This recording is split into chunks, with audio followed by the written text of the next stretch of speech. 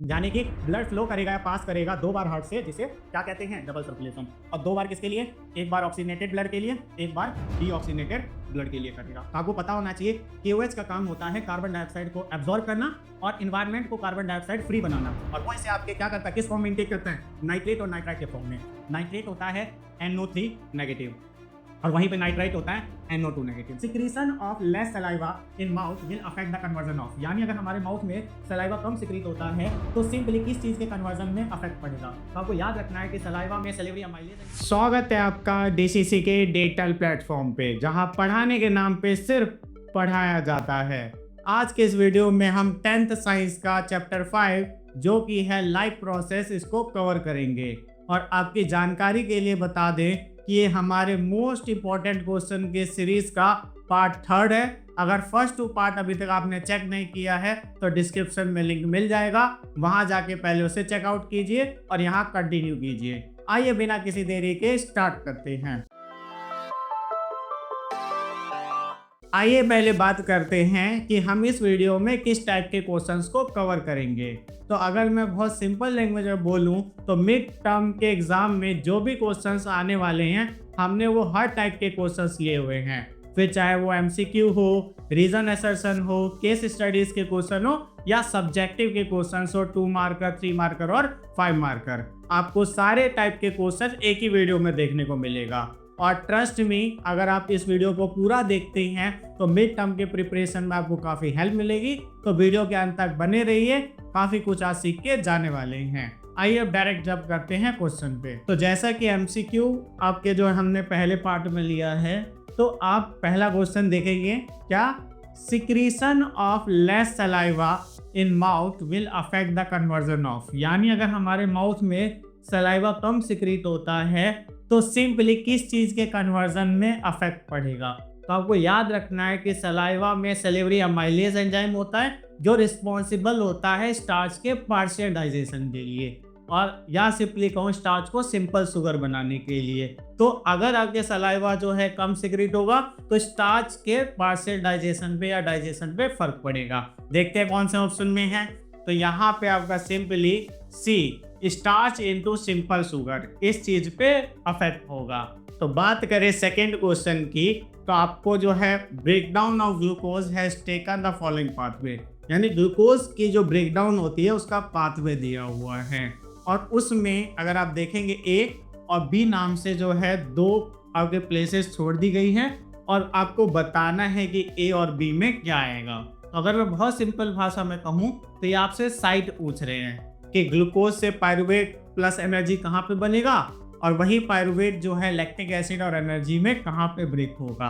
तो अगर मैं सिंपल भाषा में कहूँ तो ग्लूकोज से पायरुवेट साइटोप्लाज्म में बनता है, वही पायरुवेट आपके लैक्टिक एसिड और एनर्जी जो होता है वो ऐसे मसल सेल में होता है जहाँ पे ऑक्सीजन की कमी हो जाती है। अब देखते हैं किस ऑप्शन में ये।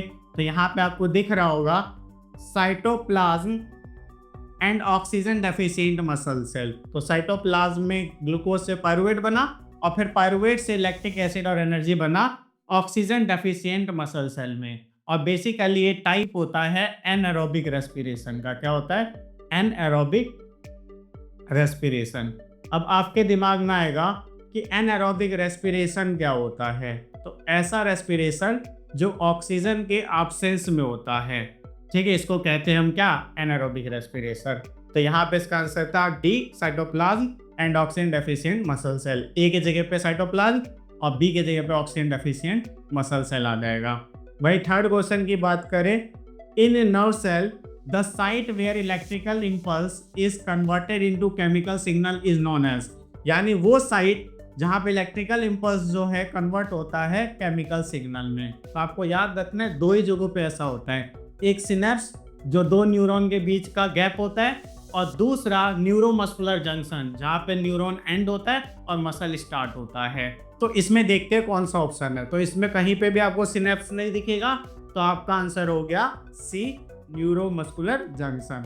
वहीं पे आप फोर्थ क्वेश्चन की बात करें तो length of small intestine in deer is more as compare to length of small intestine of tiger, यानी जो स्मॉल इंटेस्टाइन होगा डियर में, ठीक है, उसकी लेंथ ज़्यादा होगी जो स्मॉल इंटेस्टाइन होगा टाइगर का उससे। अब इसका आपको रीजन बताना है कि ऐसा क्यों होता है। तो सिंपल बात, दोनों जो फूड इनटेक करते हैं ना, उसमें न्यूट्रिएंट या कंपोनेंट अलग अलग होता है।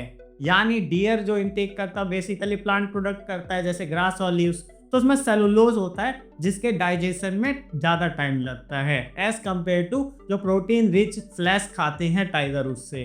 तो इस वजह से हम कह सकते हैं कि वो फूड क्या कंज्यूम कर रहे हैं, इस वजह से उन आपके जो क्या है डियर का स्मॉल इंटेस्टाइन बड़ा होता है। तो यहाँ पे आंसर हो गया B, type of food consumed. इसके लिए आपके क्या डियर का स्मॉल इंटेस्टाइन का लेंथ ज़्यादा होता है। अब फिफ्थ क्वेश्चन की बात करें तो बहुत सिंपल क्वेश्चन है और आप में से कुछ बच्चे तो खुद भी आंसर गैस कर सकते हैं। Opening and closing of stomata is due to, यानी स्टोमेटा का ओपन और क्लोज होना जो है क्यों होता है। तो आइए एक बार इस कॉन्सेप्ट को थोड़ा सा बता देता हूँ कि जब भी स्टोमेटा के गार्ड सेल में वाटर एंटर करता है तो सेल हो जाता है और साथ में ओपन होता है। वहीं पे जब स्टोमेटा के गार्ड सेल से वाटर लूज होता है या वो रिलीज करता है तो हमारा गार्ड सेल श्रिंक हो जाता है और स्टोमेटा क्लोज हो जाता है। तो यहाँ पे आपको ये सब सुनते के साथ आंसर जो आपने गेस कर लिया होगा कि इसका ओपनिंग एंड क्लोजनिंग जो होता है वाटर के एंटर और रिलीज की वजह से होता है। देखते हैं कौन से ऑप्शन में है। तो यहाँ पे देखो B, movement of water in and out of the guard cell, तो ये था इसका आंसर।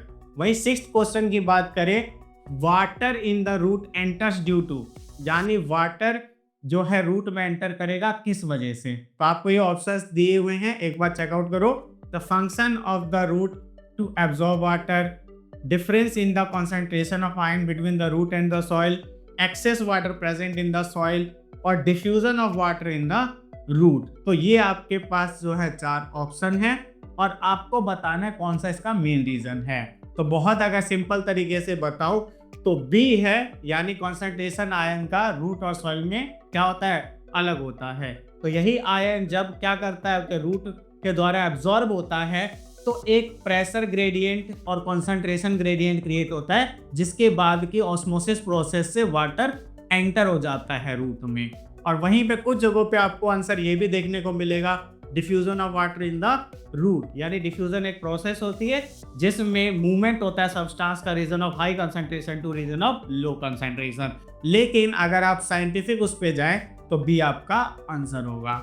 वहीं पे अगर हम 7th क्वेश्चन को देखें, in human alimentary canal the specific enzyme और juice secreted in location first, second and third are. आपको ये दिख रहा होगा diagram, first, second and third, इसमें कहा गया कौन सा एंजाइम और जूस सीक्रेट होता है। ठीक है, तो अभी के लिए आप सिंपल समझो, ये हमारा बक्कल कैविटी है, इसमें सलाइवा आता है और सलाइवा में सलिवरी एमाइलेज होता है। यहाँ क्या होता है, एमाइलेज। सही से नहीं दिख रहा होगा तो यहाँ दिखा देता हूँ, एमाइलेज। वहीं पे ये हमारा लीवर है और लीवर में हमें पता है कि कौन सा जूस सीक्रेट होता है, बाइल। और वहीं पे अगर मैं बात करूं पेनक्रियाज में, तो पेनक्रियाज में पेनक्रिएटिक जूस सीक्रेट होता है। क्या होता है, पेनक्रिएटिक जूस। ठीक है, अब देखते हैं किस ऑप्शन में हमें देखने को मिलता है। तो देखो फर्स्ट में अमाइलेज आएगा। अब सेकंड में जो है हम लीवर की तरफ देखेंगे, किसकी तरफ देखेंगे, लीवर। और लीवर में हमें पता है क्या होता है, बाइल होता है। और वहीं पे थर्ड जो है वो हमारा पेनक्रिएटिक जूस है। और पेनक्रिएटिक जूस नहीं दिया हुआ तो ये भी याद रखना, इसमें ट्रिप्सिन एंजाइम होता है जो प्रोटीन को डाइजेस्ट करता है। किसको डाइजेस्ट करता है, प्रोटीन को। तो यहाँ पे हमारा ऑप्शन हो गया फर्स्ट एमाइलेज, सेकेंड बाइल और थर्ड हो गया ट्रिप्सिन। तो बी हमारा ऑप्शन हो गया। इसमें बोला था कि कौन सा स्पेसिफिक एंजाइम या जूस होता है, तो क्योंकि आपको पता है कि माउथ में हमारा सलाइवा जो है प्रोड्यूस होता है, उसमें सलिवरी एमाइलेज एंजाइम होता है, तो यहाँ एंजाइम हो गया। वहीं पे जो लीवर है वो कोई पार्टिकुलर एंजाइम नहीं प्रोड्यूस करता है, तो वो एक जूस सीक्रेट करता है जिसे बाइल कहते हैं। वहीं पे अगर मैं बात करूँ किसकी, हमारे पेनक्रियास की, तो पेनक्रिएटिक जूस सीक्रेट करता है जिसमें ट्रिप्सिन एंजाइम होता है। तो यहाँ पे हमारा आंसर हो गया simply B. In the following flow chart showing autotrophic nutrition in green plant A and B respectively are, यानी कि हमें जो ये चार्ट दिया हुआ है, ठीक है, कार्बन डाइऑक्साइड वाटर रिएक्ट करते हैं सनलाइट और क्लोरोफिल के प्रेजेंट में, कार्बोहाइड्रेट बनाते हैं और आपको बताना है ए और बी क्या होगा।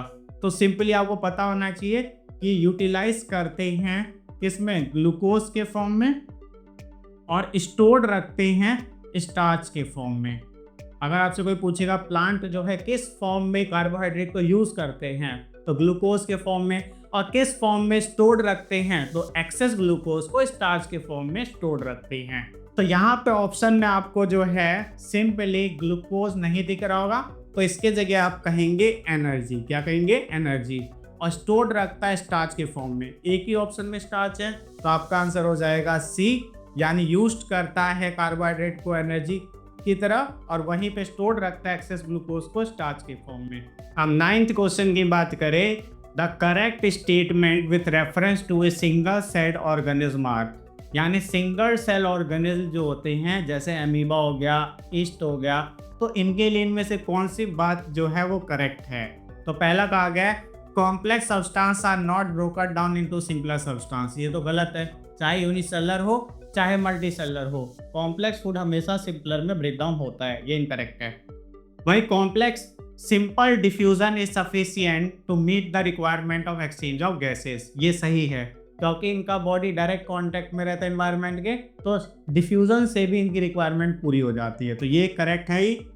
इसके बाद specialised tissue perform different function in the organism, अब क्योंकि यूनिसेलुलर है तो यूनिसेलुलर में टिश्यू बनेगा ही नहीं, क्योंकि टिश्यू ग्रुप ऑफ सेल होता है और एक ही सेल से बने होते हैं, तो ये भी गलत है। अब बच गया हमारा fourth, entire surface of the organism is in contact with environment. अभी मैंने बताया था इनका पूरा जो आपके क्या होता है बॉडी होता है एनवायरनमेंट के कांटेक्ट में होता है, तो यानी कि सेकंड और फोर्थ सही है। अब देखते हैं कौन से ऑप्शन में है, देखिए सी, सेकंड एंड फोर्थ, ठीक है। अब वही 10th क्वेश्चन की बात करूं जो आज के MCQ का हमारा लास्ट क्वेश्चन भी है, Which one of the following condition is true for state stomata and green leaf shown in the given diagram? यानी नीचे जो बातें दी गई है इसमें से जो ये डायग्राम दिया गया है इसके लिए कौन सी बात सही होगी। तो आप बताइए, आपको ये स्टोमेटा जो है ओपन दिख रहा होगा, और मैंने अभी वीडियो में पीछे बताया था कि स्टोमेटा ओपन होता है जब गार्ड सेल में वाटर एंटर करता है, जिस वजह से सेल होता है और ओपन हो जाता है। तो यहाँ पे देखते हैं, ध्यान से देखिए, large amount of water flows into the guard cell, ये हमारा आंसर हो गया ए। इसी वजह से वो क्या होगा, ये जो हमारा गार्ड सेल है, गार्ड सेल ये स्वेल हो जाएगा और ओपन हो जाएगा। इसी के जगह अगर क्लोज स्टोमेटा दिया होता तो वहां पे हम कहते क्या, large amount of water release out from the guard cell, अगर क्लोज का दिया होता तो, ठीक है। तो ये हो गया हमारे MCQs। तो अब जो है असर्शन रीजन सेक्शन स्टार्ट कर रहे हैं, और इसमें भी आपके लिए हम बहुत अच्छे क्वेश्चंस लाए हैं, तो आइए करके देखते हैं। तो सिंपली आपको पता है रीजन असर्शन में 4 ऑप्शन दिए होते हैं, और क्योंकि आप इसे 9th क्लास में भी दे चुके हैं तो आपको पता ही है 4 ऑप्शन क्या होते हैं। पहला ऑप्शन होता है जिसमें ए और आर यानी असर्शन और रीजन दोनों सही होते हैं, और रीजन करेक्ट एक्सप्लेनेशन होता है। वहीं पे दूसरा ऑप्शन होता है जिसमें दोनों सही होते हैं यानी असर्शन और रीजन करेक्ट एक्सप्लेनेशन नहीं होता है असर्शन का। और तीसरा ऑप्शन होता है कि असर्शन सही है, रीजन गलत है। वही चौथा ऑप्शन होता है असर्शन गलत है, रीजन सही है। तो यहाँ पे ये जो हमें 5 क्वेश्चन लेके आए हैं हम, इन्हीं चारों में से इनका कोई एक ऑप्शन आंसर होगा। तो आइए फर्स्ट को चेक करते हैं। असर्शन के नाम पे दिया हुआ है rate of breathing in aquatic organism is much faster then in terrestrial organism, यानी कि ब्रीदिंग का जो रेट होता है एक्वेटिक ऑर्गेनिज्म जैसे फिशेस वगैरह में ये क्या होता है, सिंपली फास्ट होता है as compare to terrestrial organism जैसे टाइगर लॉयन और हम ह्यूमन वगैरह हो गए इनसे। तो ये बिल्कुल सही बात है, आपको पता होना चाहिए कि जो एक्वेटिक ऑर्गेनिज्म होते हैं वो ब्रीथ फास्ट करते हैं। रीजन है कि वाटर में जो डिजॉल्व्ड ऑक्सीजन होता है वो कम होता है एज कंपेयर टू क्या, आपके जो ऑक्सीजन एटमॉस्फेयर में है। तो हम एटमॉस्फेयर से ऑक्सीजन लेते हैं, ज़्यादा होता है एटमॉस्फेयर में ऑक्सीजन तो हमें उतना फास्ट ब्रीथ करने की नीड नहीं होती, जबकि वहीं पे वाटर में डिजॉल्व्ड ऑक्सीजन कम होता है तो उनको ज़्यादा फास्ट ब्रीथ करना पड़ता है ताकि ऑक्सीजन की नीड पूरी हो सके। तो अब आते हैं इसके रीजन पे। The amount of oxygen dissolved in water is very high as compare to the amount of oxygen in air. अब आप बताइए, अभी मैंने आपको समझाया कि डिजॉल्व्ड ऑक्सीजन जो होता है वाटर में वो कम होता है, और इसमें क्या दे रखा है आप बताइए, वेरी हाई दे रखा है। तो आपको नहीं लगता कि असर्शन का स्टेटमेंट सही है और वहीं पे रीजन का स्टेटमेंट गलत है। अब देखिए कौन से ऑप्शन में देखने को मिलता है, देखो C, assertion is true, reason is false. तो हमारा आपके फर्स्ट का आंसर हो गया सी, यानी असर्शन वाला स्टेटमेंट ट्रू और रीजन वाला स्टेटमेंट फॉल्स। वहीं पे सेकेंड क्वेश्चन देखें तो असर्शन के नाम पे दिया हुआ है inner wall of small intestine have finger like projection called villi which are rich in blood. तो यानी कहा गया कि जो इनर वॉल होगी स्मॉल इंटेस्टाइन की, उसमें फिंगर लाइक प्रोजेक्शन होता है, जिसे क्या कहते हैं, विलाई कहते हैं। और ये आप अच्छे से जानते हैं कि विलाई क्या करता है, सरफेस एरिया को इंक्रीज करता है एब्जॉर्प्शन के लिए। किसके लिए, एब्जॉर्प्शन के लिए, यानी डाइजेस्टेड फूड को ब्लड में रिलीज करने के लिए। और विलाई का स्ट्रक्चर भी कुछ ऐसा ही होता है, देखो। तो सिंपल बात है, सरफेस एरिया इंक्रीज कर पाता है। वहीं पे तो असर्शन सही है।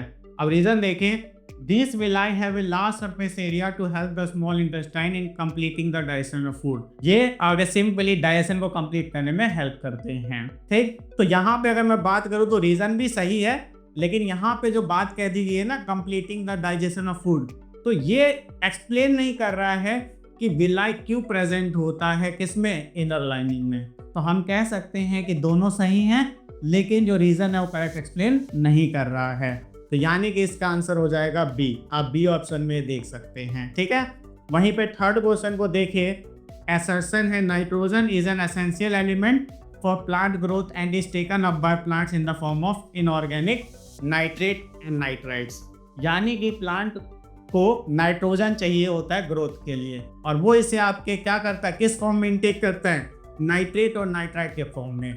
नाइट्रेट होता है NO3 नेगेटिव और वहीं पे नाइट्राइट होता है NO2 नेगेटिव। तो नाइट्रेट और नाइट्राइट के फॉर्म में करता है, और ये बिल्कुल सही बात है।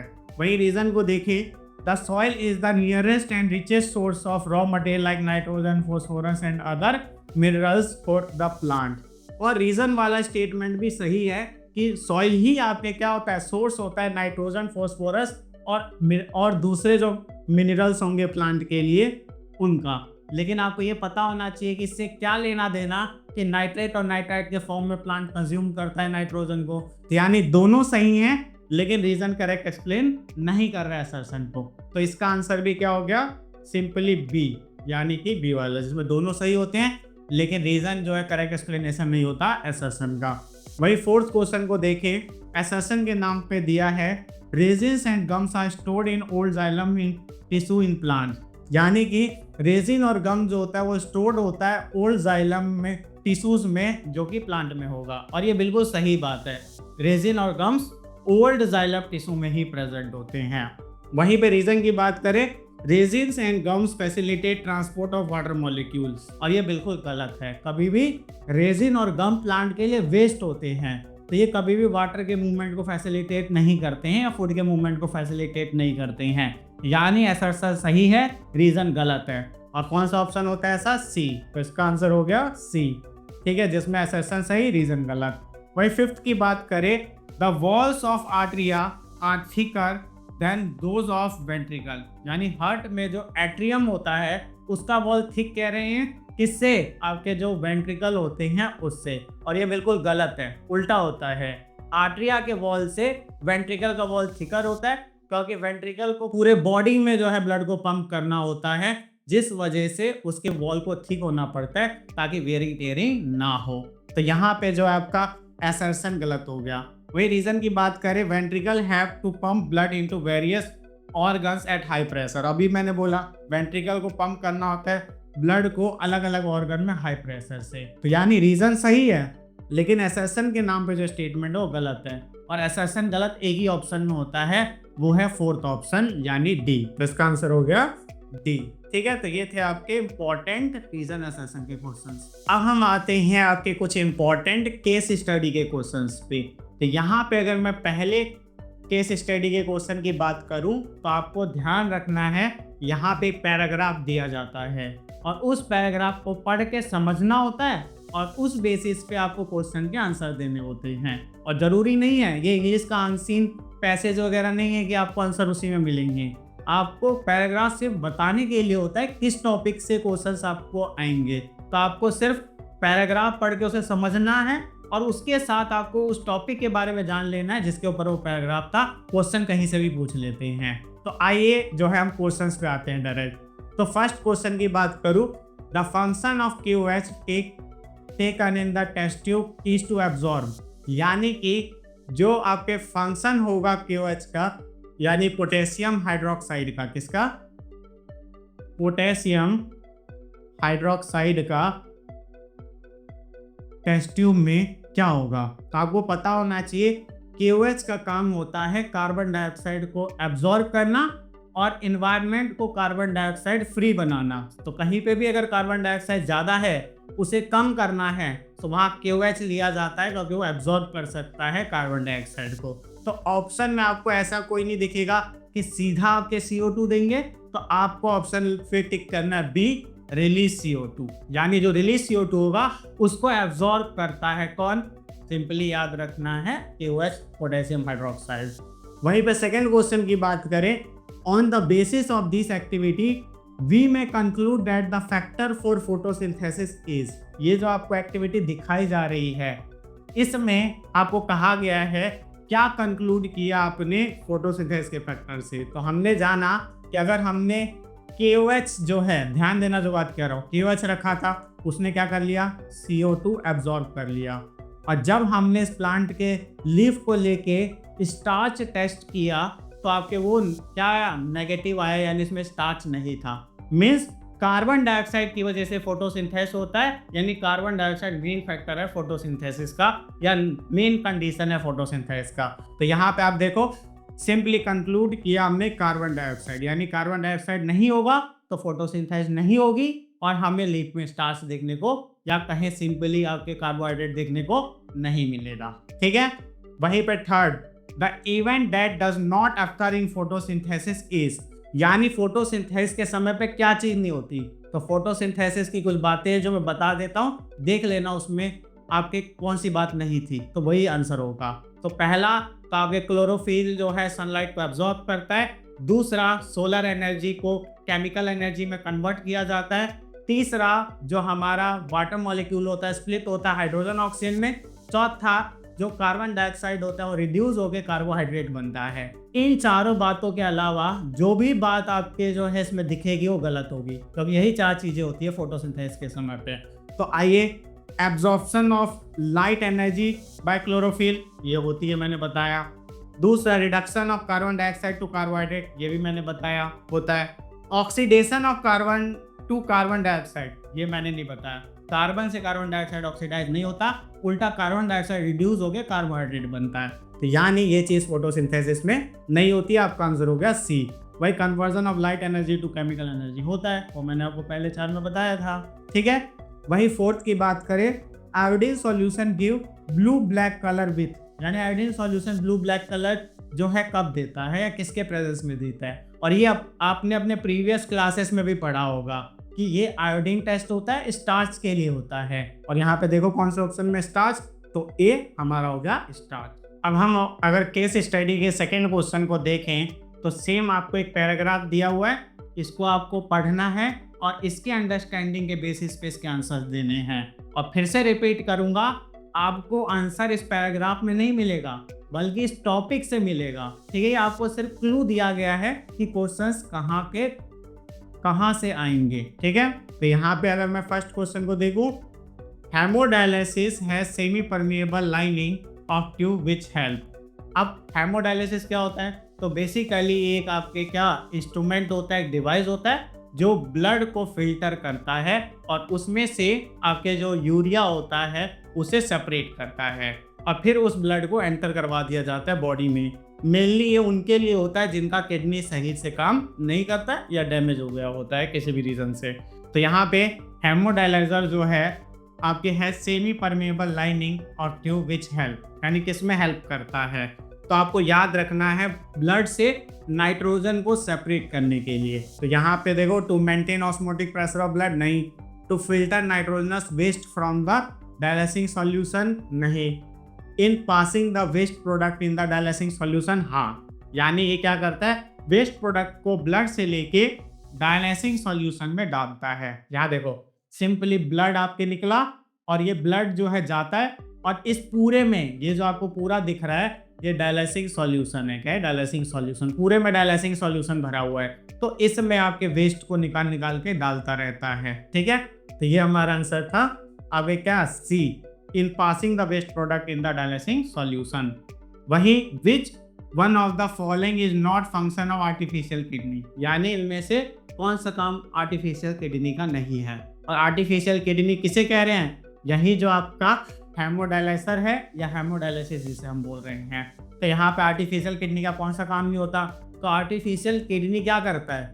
ब्लड से यूरिया को या नाइट्रोजनस वेस्ट को सेपरेट करके डायलिसिंग सॉल्यूशन को देता है, लेकिन ये कभी भी एब्जॉर्प्शन का काम नहीं करता जो रियल किडनी करता है। ठीक है, तो यहाँ पे जो है हमारा आंसर हो जाएगा to reabsorb essential nutrient from blood. तो सी वाला काम ये नहीं करता है। ठीक है, बाकी रिमूव कर रहा है नाइट्रोजनस वेस्ट को, रिमूव कर रहा है एक्सेस फ्लूइड को ब्लड से, और फिल्टर कर रहा है, प्योर कर रहा है ब्लड को। तीनों कर रहे हैं, ये और ये, लेकिन सी वाला काम नहीं करता है, एब्जॉर्प्शन काम नहीं करता। लेकिन हमारी जो किडनी होती है वो ये काम करती है, तो ये उससे ऐसे डिफरेंट हो जाता है। वहीं पे थर्ड क्वेश्चन की तरफ जाएं तो the used dialysing solution is rich in, यानी जो यूज डायलिसिंग सॉल्यूशन है, अगर इस डायग्राम को देखें तो ये हमारा क्या है? फ्रेश है और ये यूज्ड है, यानी इसमें से जो आपके होता है वह वापस से आता है, ये यूज्ड होता है। तो यूज डायलिसिंग सॉल्यूशन में क्या होता है? तो बेसिकली जो ब्लड से यूरिया वगैरह सेपरेट किया गया ना, सॉल्ट, वही इसमें पाया जाता है। तो यहाँ पे ऑप्शन में देखो आपके simply a urea and excess salt, ये आपके यूज डायलिसिंग सॉल्यूशन में होता है। वही फोर्थ क्वेश्चन पे जाएं, which part of the nephron in human kidney serve the function of, यानी कौन सा पार्ट नेफ्रॉन का ह्यूमन किडनी के सर्व करता है क्या function? Reabsorption of the certain substance. तो ये आप सिंपल याद रखना कि सिंपली नेफ्रॉन का ट्यूबुलर पार्ट जो है वो रीअब्जॉर्प्शन का काम करता है। और अभी मैंने बताया था किडनी रीअब्जॉर्प्शन करती है, किडनी का नेफ्रॉन होता है फिल्टरिंग यूनिट, उसका ट्यूबुलर पार्ट ये काम करता है। और अगर मैं आपको नेफ्रॉन के सिंपल डायग्राम की बात करूं, ये भी इंपॉर्टेंट पेपर में आ जाता है, तो मेनली आपको कैसे याद रखना है? ये देखिए, इसका डायग्राम बहुत ही सिंपल है, आप लोग प्रैक्टिस कर लेना। ठीक है, पेपर में भी कई बार पूछ लेते हैं ये ना। तो अगर आप कहेंगे कि इसका ट्यूबुलर पार्ट कौन सा है, तो ये इसका ट्यूबुलर पार्ट है, इसी में रीअब्जॉर्प्शन का काम होता है। ठीक है, तो यहाँ पे आप ट्यूबुलर पार्ट बोलो या ट्यूब्यूल्स बोलो, इसका आंसर था सी। और इसी के साथ केस स्टडी के भी आपके जो इंपॉर्टेंट क्वेश्चन प्रीवियस ईयर में देखे गए थे वो आपको यहाँ पे बता दिया गया है। वहीं पे अब हम आ जाते हैं थोड़े सब्जेक्टिव क्वेश्चंस पे। तो पहले हम कवर करेंगे 2 मार्क्स के जो इंपॉर्टेंट क्वेश्चन है और प्रीवियस ईयर के बोर्ड एग्जाम में देखे गए हैं। उसमें से अगर मैं पहले क्वेश्चन को देखूं, how does nutrition take place in amoeba, how it is different from paramecium. अब जो बात बोलूंगा उसको ध्यान से समझना, ये अमीबा में जो न्यूट्रिशन के ऊपर क्वेश्चन है आता ही आता है, तो इसको थोड़ा ध्यान से समझना। ठीक है, अमीबा के अंदर एक प्रोसेस होती है जिसे एंडोसाइटोसिस कहते हैं। अब यहाँ एंडोसाइटोसिस के साथ एक और वर्ड याद रखना, फैगोसाइटोसिस। तो एंडोसाइटोसिस और फैगोसाइटोसिस से ये क्या करते हैं? न्यूट्रिशन करते हैं। कैसे करते हैं? इनका जो स्यूडोपोडिया होता है, अब आप कहोगे स्यूडोपोडिया क्या होता है, तो इनका सेल मेम्ब्रेन है, सेल मेम्ब्रेन फ्लेक्सिबल नेचर का होता है, उसे ये क्या करते हैं? एक्सटेंड करते हैं, उसी को क्या बोलते हैं? स्यूडोपोडिया। अब स्यूडोपोडिया की मदद से क्या करते हैं? कैप्चर फूड, उसकी मदद से फूड को कैप्चर कर लेते हैं और फिर कैप्चर करने के बाद उसे इनगल्फ करते हैं। क्या करते हैं? इनगल्फ, यानी अंदर ले लेते हैं बॉडी के, और वहीं पे आपके फिर फूड वैक्यूल बनता है। और फूड वैक्यूल के अंदर क्या होती है? आपके डाइजेशन होती है, और डाइजेशन होने के बाद जो डाइजेस्टेड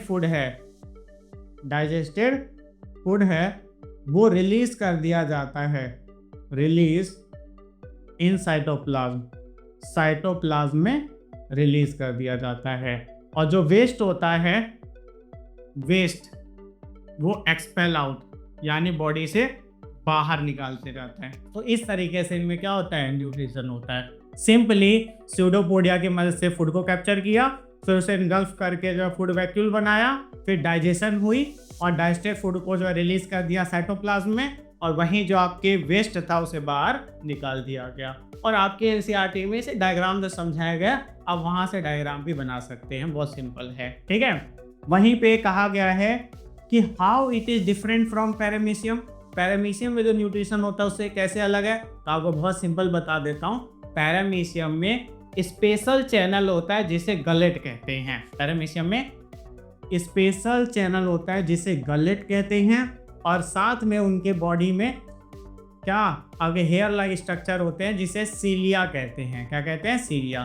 तो सीलिया की मदद से फूड को डायरेक्ट करते हैं, ये जो चैनल है गलेट इसकी तरफ, और इससे फूड इनटेक कर लिया जाता है। क्या कर लिया जाता है? फूड इनटेक कर लिया जाता है। तो अगर मैं आपको बहुत सिंपल लैंग्वेज में बोलूं तो अमीबा अपने पूरे बॉडी सरफेस से जो है क्या कर सकता है? फूड को इनटेक कर सकता है। वहीं पे पैरामीशियम में पूरे बॉडी से वो नहीं करते हैं, बल्कि उनमें एक स्पेशल चैनल होता है जिसे गलेट कहते हैं, और जो उनके बॉडी पे हेयर लाइक प्रोजेक्शन होती है पैरामीशियम के, जैसे मैं सीलिया कह रहा हूँ, उससे आके वो डायरेक्ट करके गलेट तक पहुंचाते हैं फूड को, और गलेट से इनटेक करते हैं। और बाकी की प्रोसेस सेम होती है, यानी यहाँ से लेके आगे फूड वैक्यूल से लेके यहाँ तक की चीज़ पैरामीशियम में भी ऑलमोस्ट सेम होगी। बस डिफरेंस कहाँ आया?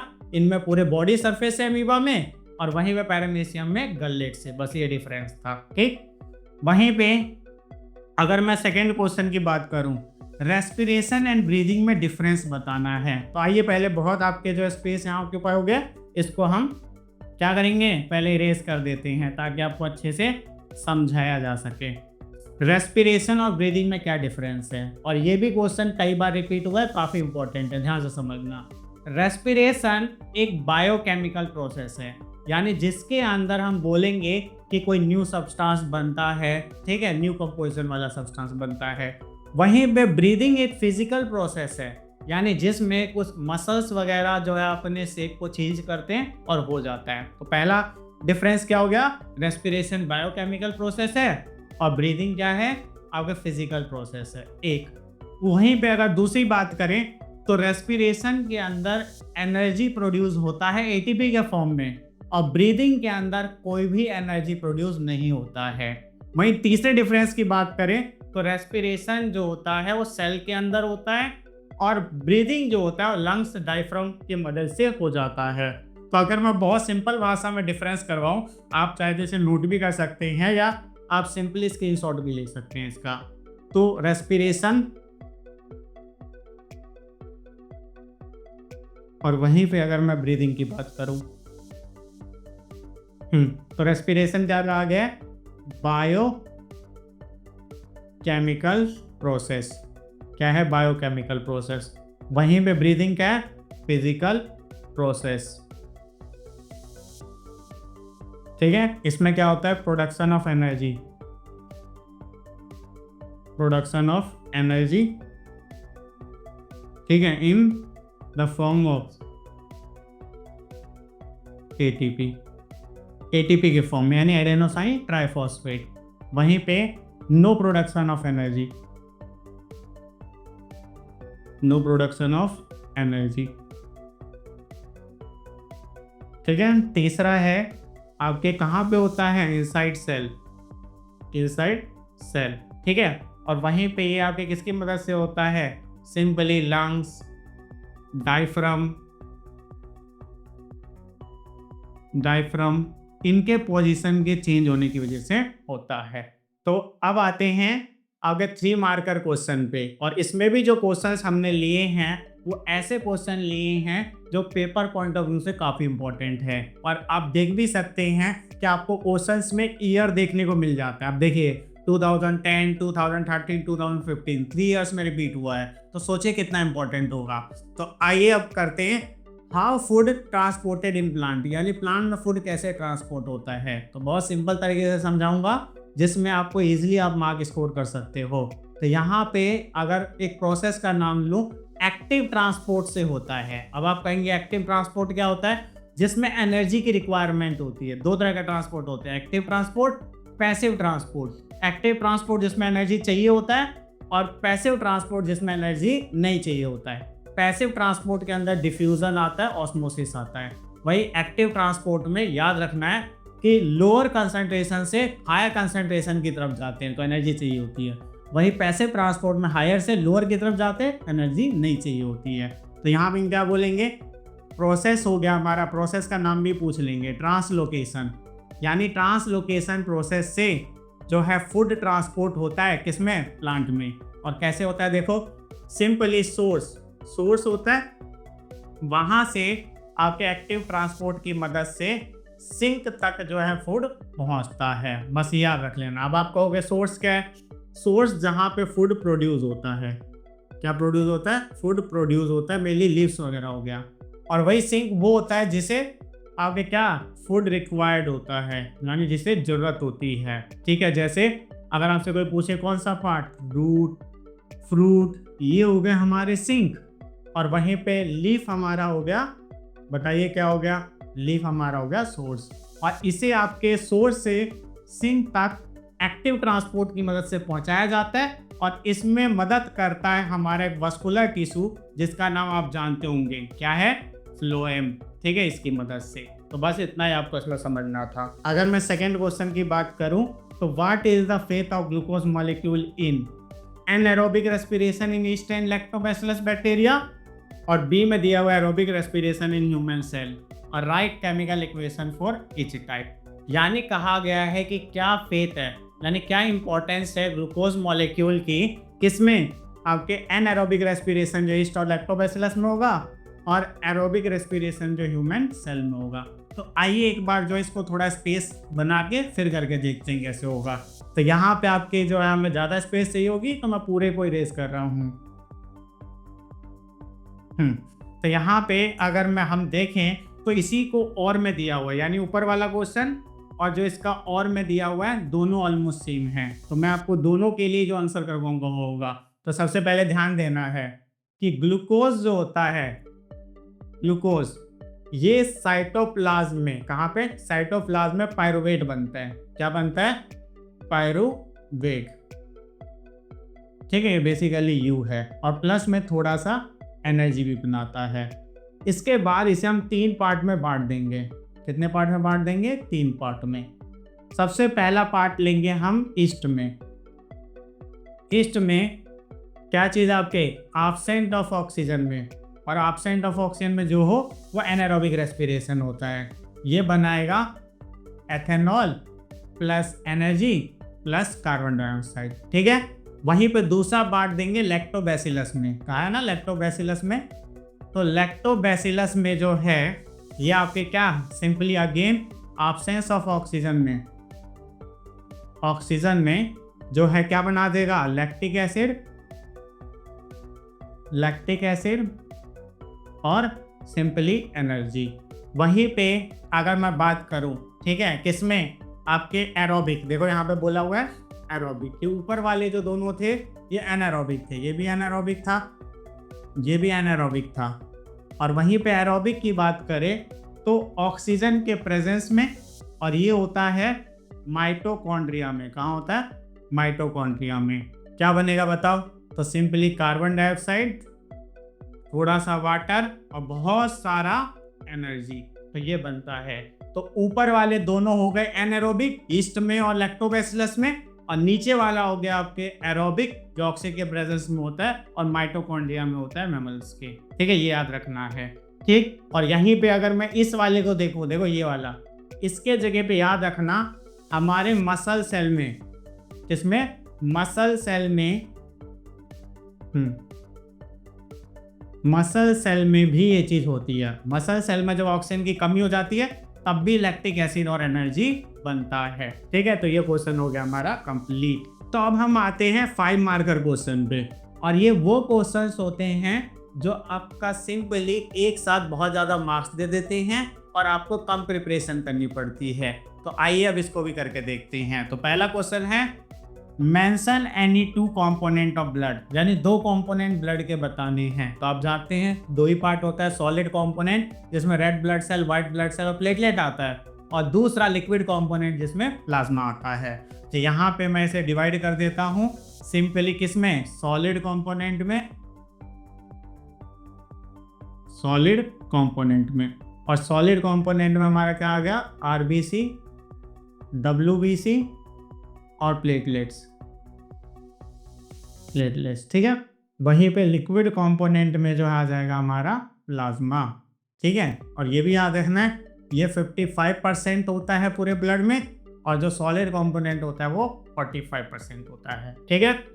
वही trace the movement of oxygen या ऑक्सीजनेटेड ब्लड इन बॉडी, यानी ऑक्सीजनेटेड ब्लड बॉडी में कैसे मूव करता है। तो फ्लो चार्ट बना देता हूँ, आपको आइडिया लग जाएगा। देखो, सबसे पहले लंग से पुल्मोनरी वीन वो वीन होती है जो हार्ट और लंग्स को कनेक्ट करती है। ठीक है, तो लंग से पुल्मोनरी वीन में ऑक्सीजनेटेड ब्लड आएगा, और फिर पुल्मोनरी वीन से जो है लेफ्ट एट्रियम में जाएगा, लेफ्ट एट्रियम से लेफ्ट वेंट्रिकल में जाएगा, और फिर जो है आओर्टा से, अब आप कहेंगे आओर्टा क्या होता है, लार्जेस्ट आर्टरी, यहाँ से जो है सिंपली कहाँ पे, आपके सिंपली बॉडी टिश्यूज और ऑर्गन में रहेगा। ठीक है, तो ये पाथ है ऑक्सीजनेटेड ब्लड का, लंग से पुल्मोनरी वीन में, पुल्मोनरी वीन से लेफ्ट एट्रियम में, लेफ्ट एट्रियम से लेफ्ट वेंट्रिकल में, और फिर आओर्टा से होते हुए बॉडी पार्ट तक। ये आपके इसका पूरा फ्लो होता है। वहीं अगर हम सी को देखें तो right the function of wall present between artery and ventricle, यानी ये जो आर्टरिया है और वेंट्रिकल है इनके बीच में वॉल्स प्रेजेंट होती है। क्या प्रेजेंट होती है, वॉल्स। अब आप बताइए, आपके घरों में जो सिलेंडर होता है या वाटर पाइप्स होते हैं उसमें वॉल क्यों लगाए गए होते हैं, जिस वजह से कि फ्लो को रोका जा सके। तो यहाँ पे भी वॉल वैसे लगाए जाते हैं ब्लड के बैकवर्ड फ्लो को रोकने के लिए। ठीक है, तो हम क्या बोलेंगे, ये प्रिवेंट करता है, prevent backward flow of blood, backward flow of blood, यानी ब्लड एक बार अगर आगे चला गया जैसे लेफ्ट एट्रियम से लेफ्ट वेंट्रिकल में, तो वापस बैकवर्ड ना आ जाए लेफ्ट वेंट्रिकल से लेफ्ट एट्रियम में, इसके लिए से लगाया जाता है। क्योंकि ब्लड का फ्लो क्या होता है आपके, सिंपली फॉरवर्ड डायरेक्शन में यूनिडायरेक्शनल होना चाहिए। वहीं पे डी को देखे, right one structural difference between composition of artery and vein, यानी सिंपली आर्टरी और वीन की जो कंपोजिशन होती है उसमें एक डिफरेंस बताना है। तो आइए पहले से क्लीन कर देते हैं फिर आगे बढ़ते हैं। तो यहाँ पे देखो, अगर आर्टरी और वीन्स में डिफरेंस की बात करें, एक ही कहा गया, तो आर्टरी का जो वॉल होता है वो क्या होता है, थिक वॉल होता है। वहीं पे वीन का वॉल क्या होता है, थिन होता है। अब आपके दिमाग में जरूर आएगा कि जो आर्टरी होता है उसका वॉल थिक क्यों होता है और वीन का वॉल थिन क्यों होता है। तो क्योंकि आर्टरी हाई प्रेशर वाला ब्लड जो है रिसीव करता है, तो इस वजह से चांसेस है कि वियर एंड टियर हो जाए, इसी चीज़ को रोकने के लिए इसका वॉल थिक होता है। और वहीं पे इसका वॉल इलास्टिक भी होता है। क्या होता है, इलास्टिक। और इसका जो है क्या होता है, नॉन इलास्टिक होता है। और सेम रीज़न वही है, क्या कि सिंपली आपके जो है वेयरिंग टेयरिंग ना हो, इसीलिए इलास्टिक फ्लेक्सिबल होता है। तो ये हमारा हो गया फर्स्ट 5 मार्कर क्वेश्चन। वहीं पे सेकंड क्वेश्चन की बात करूं, describe double circulation in human being, name the group of animal with double circulation, how it is important for them. तो यानी डबल सर्कुलेशन क्या होता है, डबल का मतलब 2 और सर्कुलेशन का मतलब फ्लो, यानी कि ह्यूमन के अंदर हार्ट से ब्लड जो है आपके 2 टाइम फ्लो करता है, या कहेंगे ट्वाइस आपके फ्लो करता है, पास होता है। या देखो, सिंपली ब्लड फ्लो के जगह पे आप ये भी लिख सकते हो पासेस ट्वाइस का मतलब 2 बार, ट्वाइस थ्रू हार्ट। ठीक है, this is called double circulation. ठीक है, यानी कि ब्लड फ्लो करेगा या पास करेगा 2 बार हार्ट से, जिसे क्या कहते हैं, डबल सर्कुलेशन। और 2 बार किसके लिए, एक बार ऑक्सीजनेटेड ब्लड के लिए, एक बार डीऑक्सीजनेटेड ब्लड के लिए करेगा। समझ आ गया। अब कहा गया है name the group of animal with double circulation, यानी डबल सर्कुलेशन किन एनिमल्स में होता है। तो 2 ही कैटेगरी के एनिमल है जिनमें डबल सर्कुलेशन होता है, एक हमारे बर्ड्स हो गए और दूसरे मैमल्स हो गए। ठीक है, अगर आपके मन में आ रहा होगा कि मैमल्स किन्हें कहेंगे, तो जिनके बॉडी पे हेयर आता है और जिनके फीमेल वाले काउंटर पार्ट मैमरी ग्लैंड यानी कि मिल्क सिक्रीटिंग ग्लैंड आता है। ठीक है, वहीं पे आपके नेक्स्ट देखे how it is important for them, यानी डबल सर्कुलेशन कैसे इंपॉर्टेंट है बर्ड्स और मैमल्स के लिए। तो आपको पता होना चाहिए बर्ड्स और मैमल्स जो होते हैं वार्म ब्लडेड होते हैं। क्या होते हैं? वार्म ब्लडेड, जिसे हम होमोयोथर्म भी कहते हैं। होमोयोथर्म होते हैं या वार्म ब्लडेड होते हैं। कौन? सिंपली बर्ड्स और मैमल्स। और वार्म ब्लडेड किन्हें कहा जाता है? जो अपने इंटरनल बॉडी टेम्परेचर को कांस्टेंट रखते हैं इररिस्पेक्टिव ऑफ एक्सटर्नल एनवायरनमेंट। जैसे हमारे बॉडी का टेम्परेचर 37 डिग्री ही रहेगा, भले ही बाहर 50 डिग्री हो या 10 डिग्री सेल्सियस हो। और इसे मेंटेन करने के लिए हाई एनर्जी चाहिए होती है, और उस हाई एनर्जी को प्रोवाइड करने के लिए ज़्यादा ऑक्सीजन चाहिए। तो जब आपके ऑक्सीजनेटेड और डीऑक्सीजनेटेड ब्लड सेपरेट होके आपके हार्ट से जाएगा तो सफिशिएंट अमाउंट में ऑक्सीजन मिलेगा, जिस वजह से आपके क्या उतनी एनर्जी बना पाएंगे कि कांस्टेंट बॉडी टेम्परेचर को मेंटेन रख सके। ये थे आपके कुछ most important question chapter 5 life process से।